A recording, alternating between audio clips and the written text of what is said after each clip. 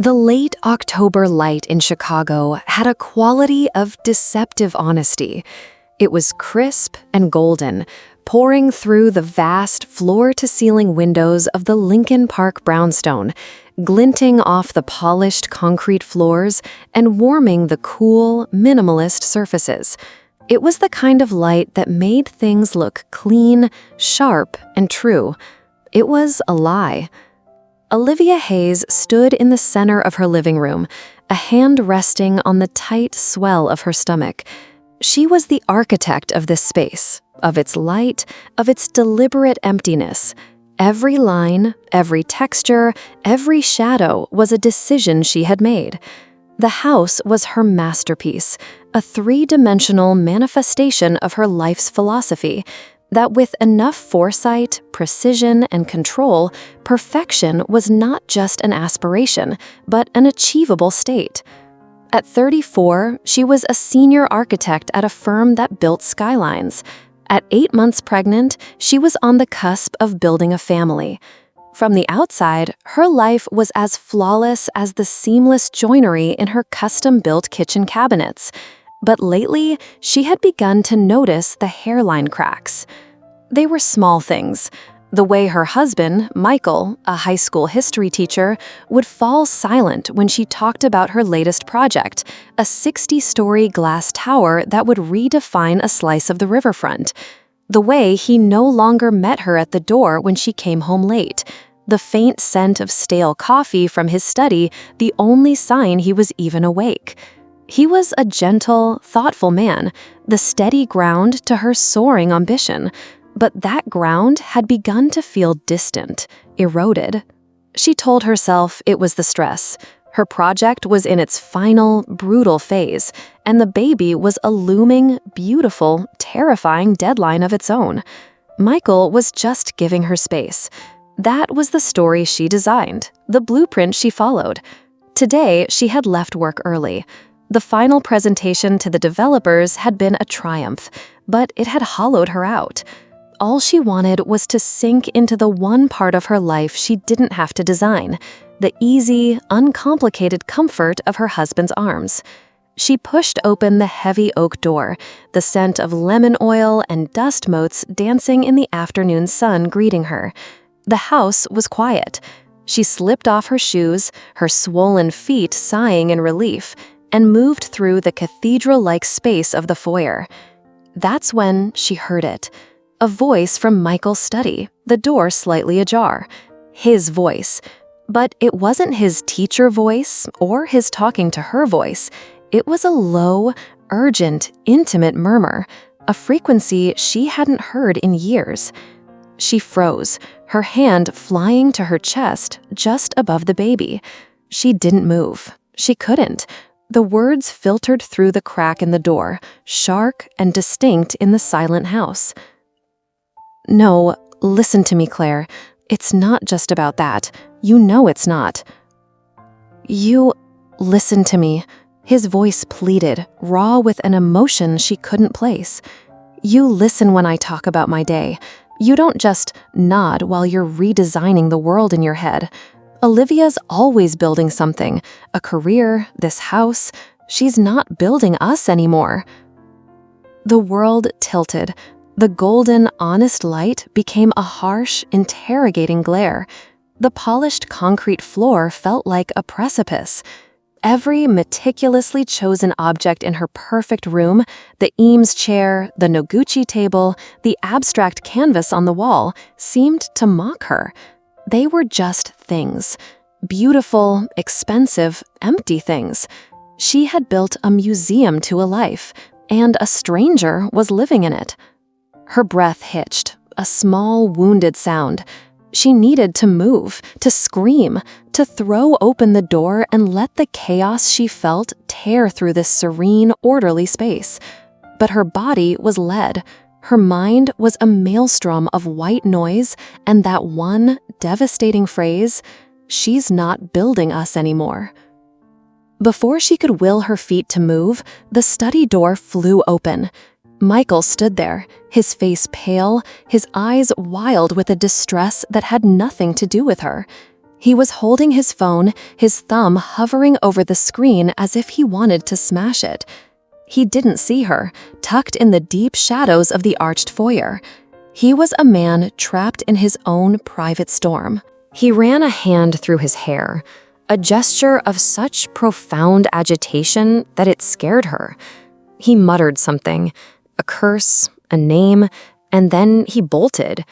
He grabbed his keys from the bowl on the console table and wrenched open the front door, letting in a gust of cold, leaf-scented air. He was gone. Olivia remained frozen, her husband's confession hanging in the air like poison gas. The silence he left behind was louder than his words. It was a screaming, echoing void where their marriage used to be. She took one shaky step forward, then another, her hand on the wall to steady herself. She looked out the tall, narrow window beside the door. She saw him get into his car, parked across the quiet, tree-lined street. He didn't even seem to look before he pulled out, his tires squealing on the asphalt. He was a history teacher. He drove a sensible Subaru. He never squealed his tires. And then, from the end of the block, came the blur of a delivery truck, moving faster than it should have. The world seemed to slow down, the golden light turning a sickening metallic gray.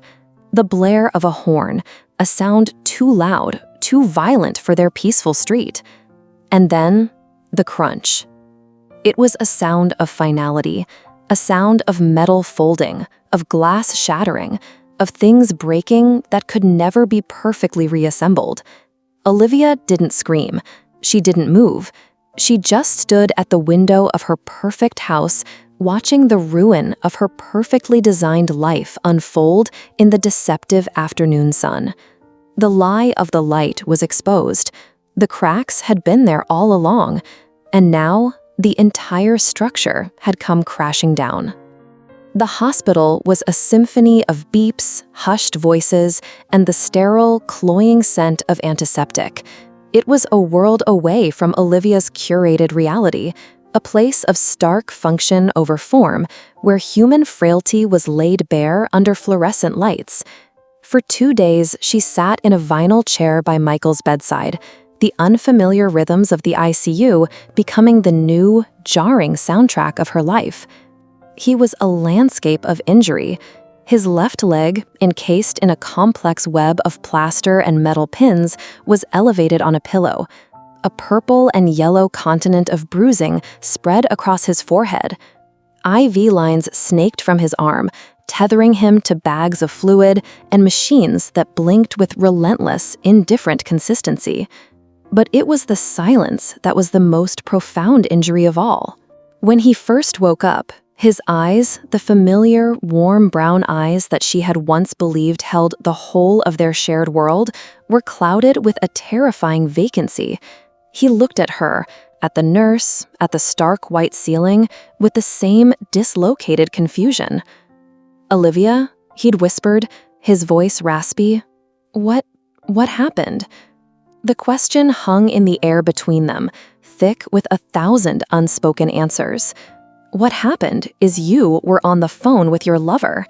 What happened is you broke my heart, and then you broke your body. What happened is that our life is a lie. She couldn't say any of it. The words were stones in her throat. So she gave him the simple, sanitized truth. "You were in a car accident, Michael. You've been here for 2 days." He tried to sit up, a groan of pain catching in his chest. "A car? I don't remember." He looked at her, his brow furrowing. "I don't remember anything." The neurologist, a brisk woman named Dr. Sharma, had explained it to her in the hallway. Post-traumatic amnesia, it's not uncommon with this level of concussion. The brain, in essence, protects itself by erasing the traumatic event, and often the period leading up to it. It could be hours, days, sometimes even weeks.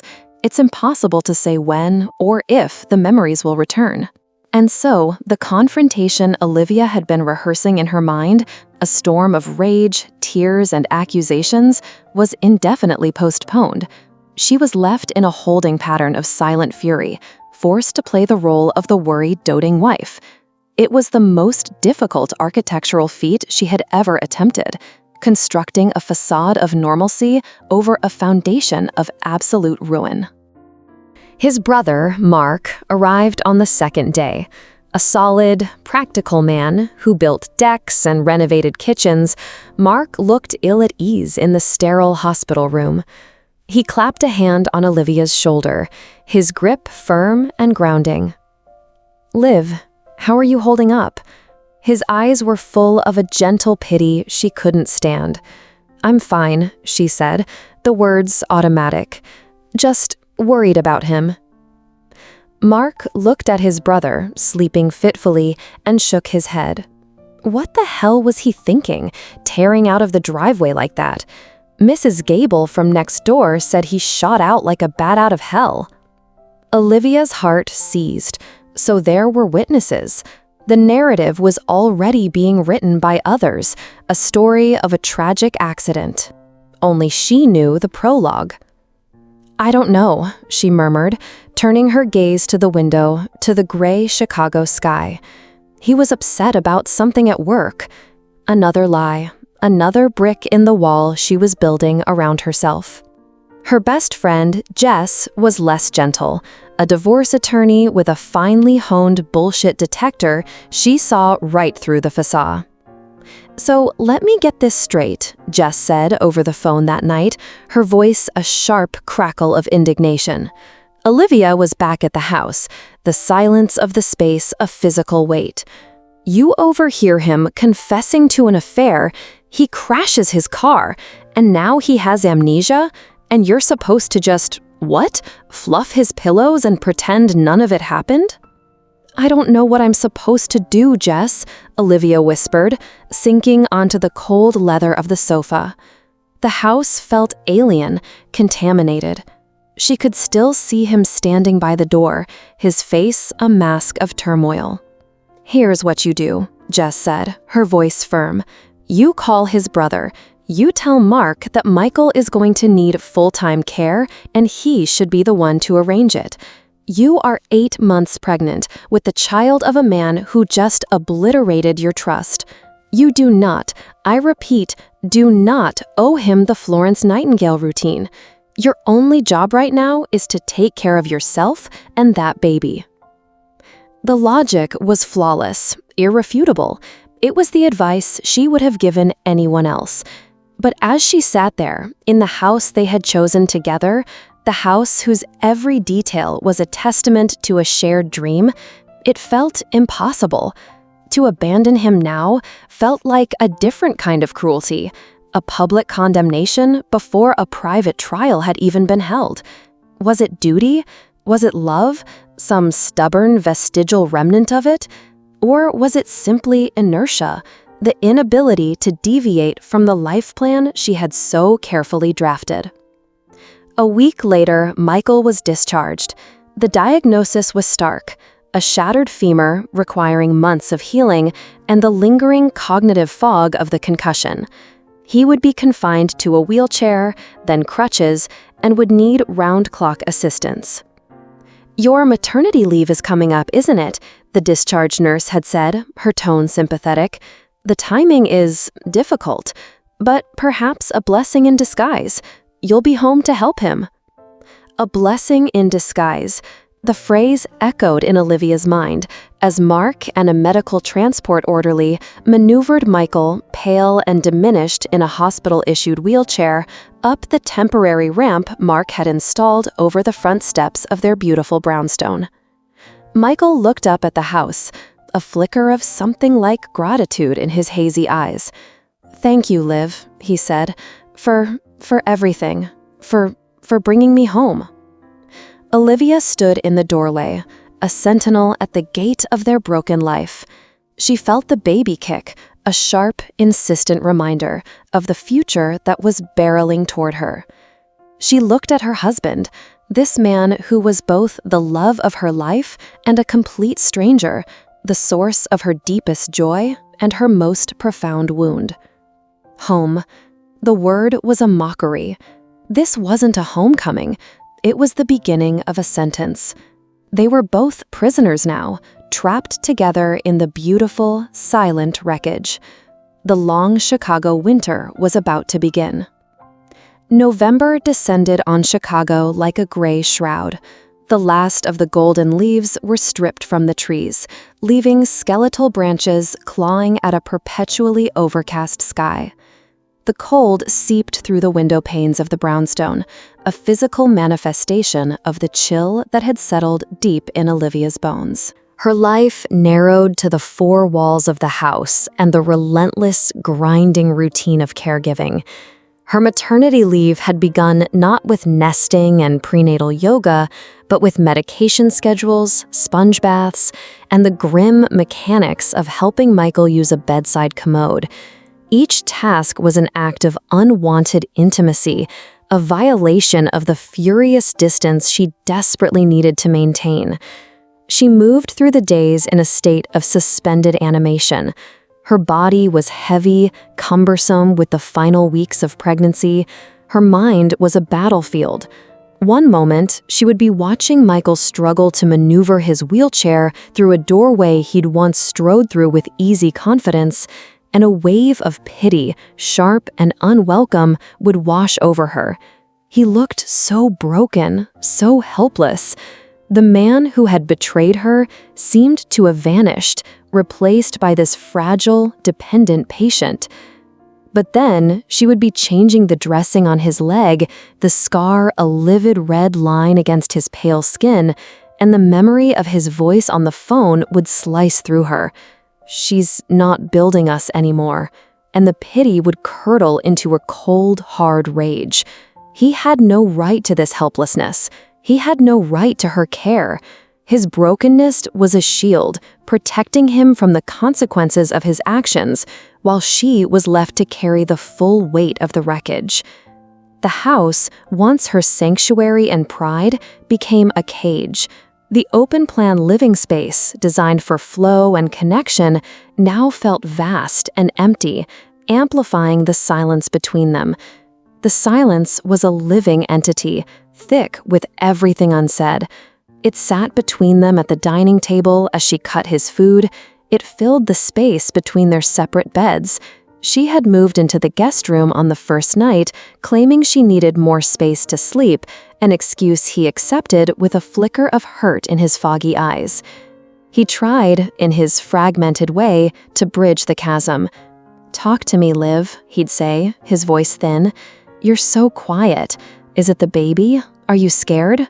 "I'm just tired," she would reply, her voice flat, turning away to busy herself with some pointless task.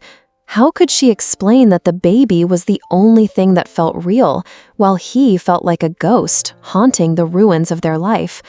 He didn't remember Claire. Her name, if spoken, would mean nothing to him, but she was a constant, spectral presence in the house. Olivia would find herself standing in his study, staring at the phone on his desk, imagining him sitting there, pouring out his loneliness to another woman. She'd open his closet to get him a sweater, and her eyes would snag on a scarf she didn't recognize, tucked in a corner. Was it hers, forgotten? Or was it Claire's, a secret trophy? The uncertainty was a low-grade poison seeping into every corner of her mind. Her architectural models, displayed on shelves in her home office, gathered a fine layer of dust. They were monuments to a former life, a woman who believed in straight lines and solid foundations. She couldn't bear to look at them. That woman was a fool. Her lifelines were her weekly sessions with Dr. Evelyn Reed and her nightly calls with Jess. Dr. Reed's office was a small, warm room in a downtown high-rise, a neutral territory far from the charged atmosphere of the brownstone. Olivia would sit on a comfortable armchair, the city sprawling below, and let the words she couldn't speak at home tumble out. "I hate him," she said in one session, the admission tasting like acid. "I see him struggling to reach a book on the shelf, and I feel nothing. No, that's not true. I feel a kind of satisfaction, and then I feel monstrous. What kind of person feels that way? What kind of mother will I be?" Dr. Reed, a woman with kind eyes and an unnerving stillness, simply nodded. Olivia, you are grieving, you are in shock, and you are being forced to care for the source of your trauma. The anger you feel is not monstrous. It's a healthy, protective response.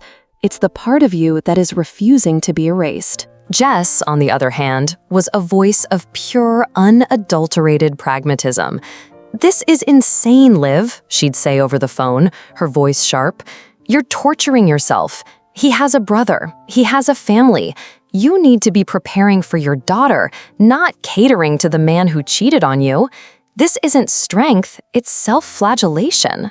"I know," Olivia would whisper, huddled in the guest room, the phone pressed to her ear. "But when I look at him, Jess, he's just gone. The man who did this to me isn't there, and I'm left with this broken person who needs me." "That's his problem, not yours," Jess would insist. "He's a grown man who made a catastrophic mistake. His memory loss doesn't absolve him. Don't let his helplessness manipulate you." In early December, the first heavy snow of the season fell. It came down thick and fast, blanketing the city in a soft, sound-dampening layer of white. From their living room window, the world outside looked beautiful, peaceful, and impossibly remote. They were snowed in, prisoners of the weather as much as their circumstances. That afternoon, Michael was staring out the window, a melancholy expression on his face. "I always loved the first snow," he said quietly. "Remember that first year in this house? We walked down to the lakefront. It was so cold, but we didn't care." Olivia remembered. She remembered the crunch of snow under their boots, the way he'd wrapped his scarf around both their necks, the feeling of his hand, warm and solid in hers. The memory was so clear, so pure, that it felt like a physical blow. It was a moment from a life that no longer existed, a life with a man who may as well have been dead. "I have to check on the laundry," she said abruptly, standing up and leaving the room, unable to bear the ghost of that happiness. She fled to the basement, to the rhythmic churn of the washing machine. Leaning against the cool concrete wall, she pressed her hands against her belly, where grace was a constant, reassuring weight. The rage and the grief and the pity swirled inside her, a blinding internal blizzard. She was trapped by the snow, by the house, by her pregnancy, by a love that refused to die, and a betrayal that refused to be forgotten. The winter had only just begun, and she was already buried. The days of December bled into one another, a monotonous gray sequence of short days and long, silent nights. The holidays came and went in a blur of forced cheerfulness. Mark brought over a small, sad-looking Christmas tree, and Olivia decorated it with a kind of grim determination, the festive ornaments feeling like decorations on a tomb. Michael watched her from his wheelchair, his eyes full of a wistful confusion she refused to acknowledge. He knew something was deeply wrong, a fundamental dissonance between the life he was told he had and the emotional reality he was living, but the cause remained locked away in the fog of his mind. The baby was due in 3 weeks. Olivia's body felt like a foreign country, and her home felt like enemy territory. The nursery, which she had designed with such joyful precision months ago, remained half-finished. A crib stood assembled in the corner, but the walls were bare, the mobile still in its box. It felt fraudulent to prepare a space of welcome and hope when the air in the house was thick with resentment. One particularly cold afternoon in late January, a courier delivered a cardboard box to the front door. The return address was Michael's high school. A note taped to the top read, "Michael, hope you're feeling better. The sub cleared out your desk. Thought you might want your personal things. All the best, Principal Davies." Olivia carried the box inside and set it on the dining table. It was heavier than it looked. Michael was napping in the master bedroom, the door closed. She stood over the box, her heart thumping a slow, heavy rhythm against her ribs. His personal things, a Pandora's box of a life he'd lived without her, a life that included Claire. A part of her, the logical part, that sounded like Jess, screamed at her to put the box in a closet and walk away. But a stronger, more reckless part, the part that needed to know, to see the proof, to understand the full scope of the wound, couldn't resist. Her hands trembled as she sliced through the packing tape. The top layer was innocuous. Textbooks, a coffee mug with the school's logo, a framed photo of the two of them from a trip to Maine, their faces bright with a happiness that now seemed like a cruel joke. She set it aside, face down. Beneath that were papers, graded essays, faculty meeting notes. And then she saw it. Tucked between a copy of A People's History of the United States and a stack of lesson plans was a small, plain, black moleskine journal. It was nothing like the leather-bound journals she'd given him over the years, the ones that sat pristine and empty on his bookshelf. This one was cheap, functional, used. She sank into a chair, the journal heavy in her hands. This was it. The logbook of the affair, the evidence. Her breath caught in her throat. She had to know. She opened it to the first page. The entry was dated almost a year ago, February 12th. Olivia won the Henderson grant today. She called from the taxi on the way to the celebration dinner. She was so excited. Her voice was electric. I'm so proud of her, it feels like my chest is going to split open. I told her so. She said, "Thanks, babe, gotta run," and hung up. I made her favorite pasta for dinner. I ate it alone. The house is so big when she's not here. It's big when she is here too sometimes. Olivia's hand flew to her mouth. This wasn't what she expected. She flipped forward, page after page, written in Michael's familiar slanted script, detailed not a passionate affair, but a slow, creeping loneliness. April 21st. Parent-teacher conferences. Exhausting day. Liv was supposed to meet me for a late dinner, but the structural engineer for the Mercer building found an issue. She'll be there all night. I understand. It's important. I just wish for once that I was more important than a steel support beam. July 9th. Told Liv I was thinking about applying for the department head position. She was looking at blueprints on her tablet. "That's nice, honey," she said. I don't think she even heard me. I feel like I'm becoming transparent. September 15th. Claire Jensen stayed after school to help me brainstorm a new curriculum for the Civil War unit. We just talked for 2 hours about history, about books, about how frustrating it is to teach kids who are more interested in their phones. She actually listened. She looked at me when I spoke. It was like standing in the sun after a long, cold winter. The words were a punch to the gut.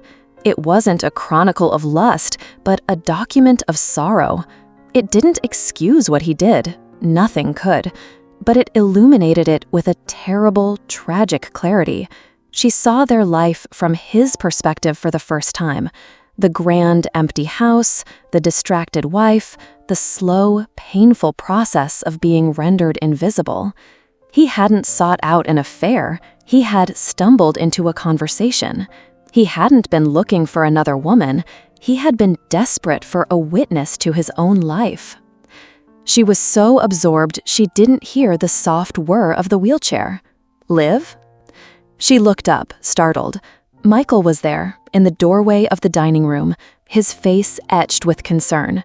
His gaze dropped from her face to the open box and then to the journal in her hands. A strange flicker animated his eyes, a confusion deeper than the fog she was used to. He wheeled himself closer, his eyes fixed on the black moleskine. "What is that?" he asked, but his tone was different. There was a dawning horror in it. He reached for it, and Olivia, without thinking, pulled it back. "Don't," she whispered. But it was too late. The sight of the journal, her stricken face, the context of the box from his school, it was the key, the final missing piece of the puzzle. She saw it happen in his eyes. The fog didn't just lift, it shattered. The vacant confusion was replaced by a tidal wave of returning memory. The color drained from his face. His breath hitched. "Claire?" he whispered, the name a ragged, choked sound. The phone call. Oh, God. The memories weren't just returning. They were crashing down on him. The fight in his study, the things he'd said to her, the things Olivia had overheard, the panic that had sent him fleeing from the house, from his life, from the mess he had made, the screech of the truck's horn. He looked at Olivia, and for the first time in months, he truly saw her.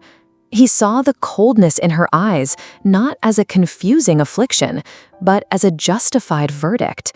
He saw the rigid set of her shoulders, the protective curve of her hands over their unborn child. He saw the woman he had destroyed.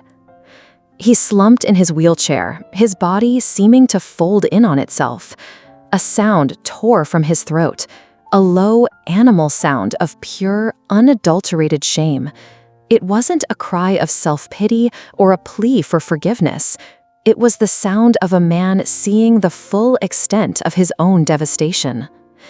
Tears streamed down his face, silent and terrible. "Olivia," he choked out, his voice breaking. "I am so sorry. Oh God, Liv, what did I do? What did I do?" The confrontation she had been denied for so long had finally arrived, but there was no shouting, no screaming. There was only the sound of his ragged sobs and the vast, echoing silence of their ruined home. Olivia sat perfectly still, the journal clutched in her hand like a stone, and just listened to the sound of her husband's heart breaking. The breaking of the silence was followed by a different kind of quiet, a heavier, more honest one. The air was no longer thick with unspoken things, but with the stark, acknowledged truth. It was a relief, in a way. The phantom limb of their old life had stopped aching. Now she could see the clean, brutal amputation. Michael's breakdown was absolute. He didn't try to explain or justify. He simply confessed, the words tumbling out between sobs, a torrent of shame and regret. He told her everything. How the loneliness had felt like a physical ache. How Claire's attention had been like a drug. How he'd been trying to end it. How that phone call she'd overheard was him telling Claire it was a mistake, that he loved his wife, that he'd made a terrible, unforgivable mess. Olivia listened, her face a mask of stone. She felt strangely detached, as if she were a therapist, like Dr. Reed, observing a case study. The emotional storm she had anticipated for months didn't come. She was just empty. The rage had burned itself out, leaving behind a landscape of cold, gray ash. 2 weeks later, her water broke. The birth of their daughter was a fragile, temporary truce. In the sterile, brightly lit delivery room, they were not betrayer and betrayed. They were just two terrified, awestruck people about to become parents. When the nurse placed the tiny, wailing infant on Olivia's chest, a miracle of flailing limbs and startlingly loud cries, something shifted in the universe. Michael, hobbling on new crutches, his face still pale and drawn, leaned over, his tears dripping onto the baby's blanket. "She's perfect," he whispered, his voice thick with a reverence that felt real.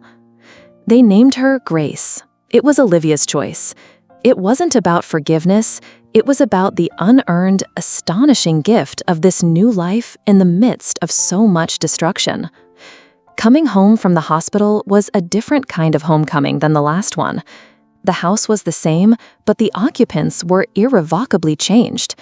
The first thing Olivia did was direct Mark, who had come to help, to move Michael's things into the guest room downstairs. "It's better for his leg," she said, her tone leaving no room for argument. "Fewer stairs, and I'll need to be up with Grace at all hours in our room." It was a practical lie, and everyone knew it. It was the drawing of a new boundary, a clear demarcation of space. This is my territory, that is yours. Michael didn't protest. He accepted it with a quiet, hollowed-out resignation. The caregiving was officially over.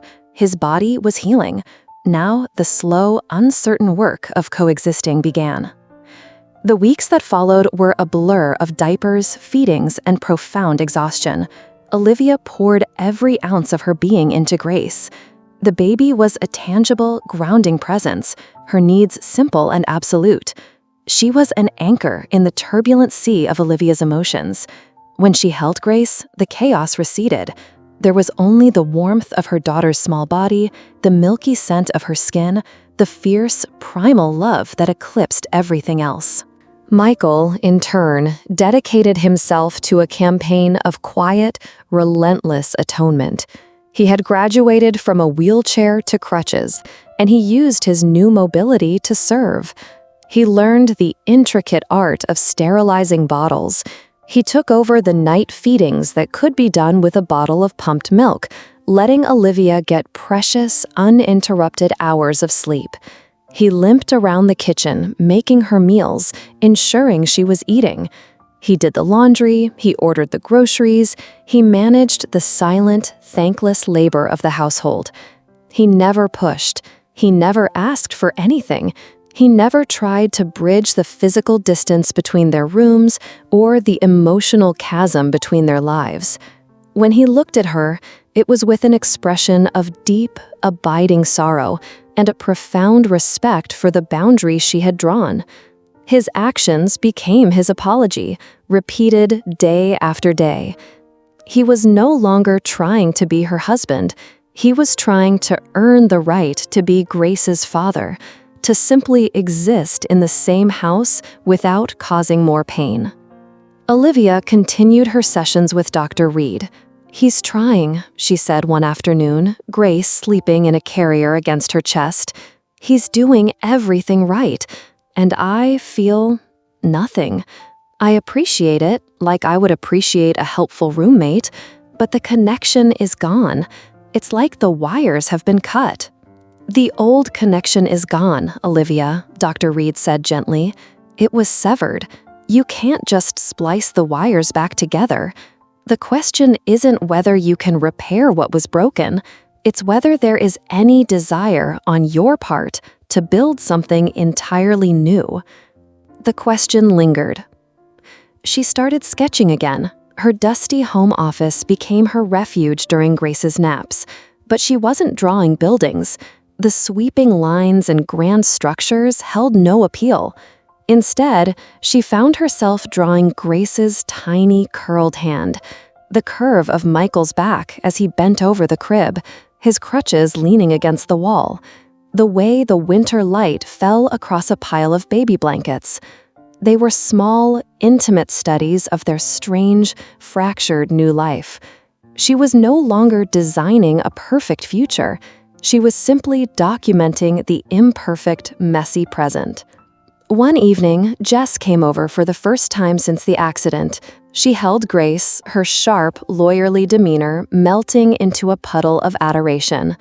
Later, as Olivia made tea, Jess watched Michael quietly tidying the living room. "I still think he's a son of a bitch," she whispered to Olivia in the kitchen.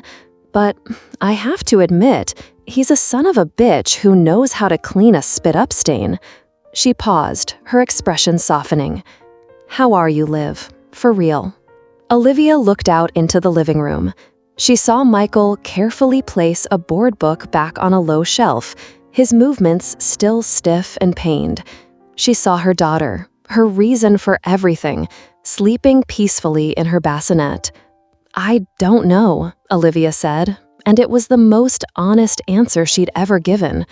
"I'm not okay, but I'm not drowning anymore."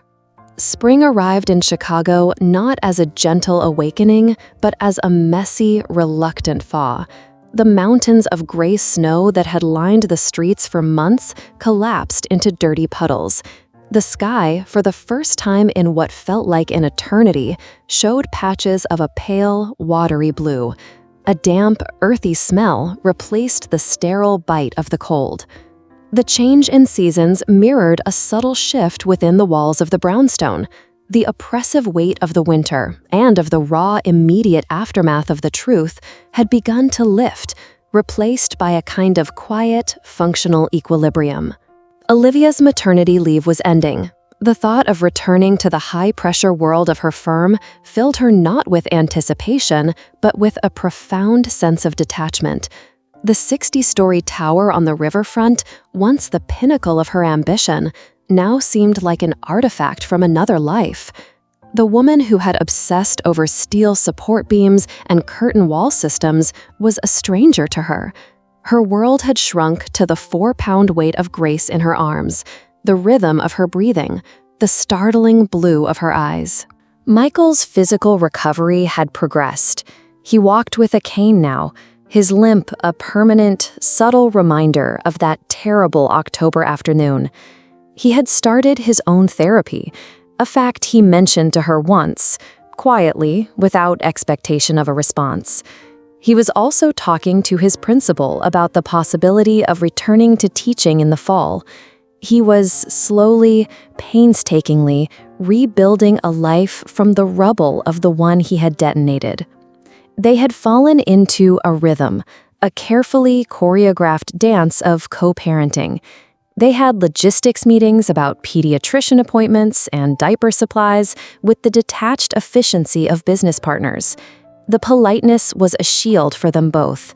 It was easier than silence and safer than real conversation. One Saturday in April, the sun was out with a surprising, benevolent warmth. Olivia, feeling a desperate need for fresh air, bundled Grace into her stroller and decided to walk to the small park a few blocks away. As she was about to leave, Michael appeared in the hallway, holding his cane. "Do you mind if I come with you?" he asked. The question was tentative, freighted with the knowledge that she could, and very well might, say no.